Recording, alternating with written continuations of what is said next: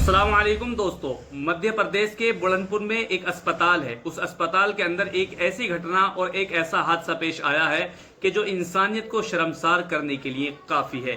दरअसल वहां पर एक डेड बॉडी रखी हुई थी, एक खातून की। उस डेड बॉडी के साथ एक शख्स ऐसे भेस में आता है, ऐसे छुप कर आता है और उस डेड बॉडी के साथ ऐसी नापाक हरकत करता है, अल अमान वल हफीज, जिसको हम रेप या जिसको हम जिना बोल सकते हैं।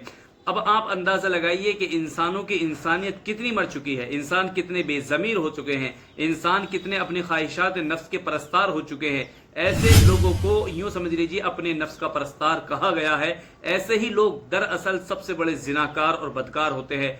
ऐसे लोगों के लिए मजहब इस्लाम में बड़ी सख्त सजाएं दी गई हैं और हमारे मुल्क का कानून भी ऐसे लोगों को बहुत बड़ा मुजरिम समझता है। लेकिन मध्य प्रदेश के बुलंदपुर के अस्पताल में डेड बॉडी के साथ यूं समझ लीजिए रेप जैसा और जिना जैसी घटना पेश आई। अब तक तो यूं समझ लीजिए जिंदों के साथ, जिंदी औरतों के साथ, माओ बहनों के साथ इस तरह की कुछ मानसिक तौर पर जो लोग बीमार होते हैं या यूं समझ लीजिए परेशान होते हैं, जिन्होंने अपने नफ्स को अपनी नफसानी ख्वाहिशात को अपना आका और मालिक बना रखा था, ऐसी हरकतें अंजाम दे देते। लेकिन अब हॉस्पिटलों के अंदर मुर्दा मैयत के साथ, डेड बॉडी के साथ, उनके साथ भी ऐसी हरकतें की जाने लगी हैं।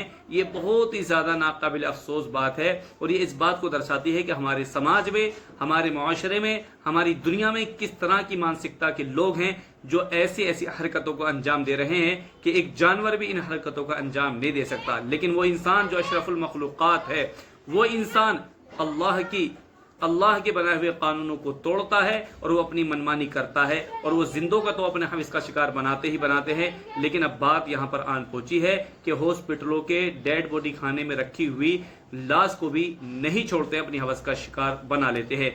वो तो बात यह है कि ये पूरा मामला सीसीटीवी कैमरे में कैद हो गया और कैद होने के बाद में इस शख्स की पूरी वीडियो यूं समझ लीजिए वायरल होगी और वायरल होने के बाद में फिर मध्य प्रदेश के पुलिस शासन ने इसके खिलाफ बाकायदा यूं समझ लीजिए एफआईआर भी दर्ज की है और इसको गिरफ्तार भी कर लिया गया है। लेकिन इसके खिलाफ अब यूं कार्रवाई क्या हुई है अभी इसका हमें इल्म नहीं है। लेकिन ऐसी मानसिकता इंसानों के अंदर नहीं होनी चाहिए। इसने एक पाकीज़ा समाज और मुआशरा होने के लिए इसी वजह से मजहब इस्लाम में वक्त पर निकाह होना जरूरी है।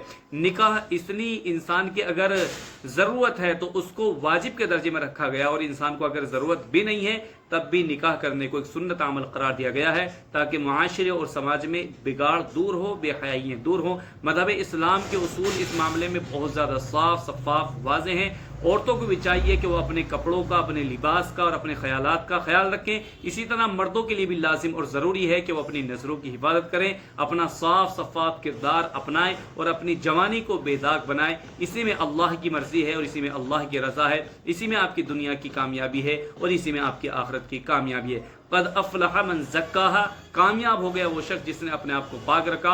वक़द ख़ाब मन दस्साहा, नाकाम और नामुराद हो गया वो शख्स जिसने अपने आप को नापाकी में धकेल दिया। लिहाजा इस जानकारी वीडियो को ज़्यादा से ज़्यादा शेयर कीजिए और तमाम इंसानों को गुनाहों से तौबा करनी चाहिए और अल्लाह की तरफ रुजू लाना चाहिए। अस्सलामु अलैकुम व रहमतुल्लाह।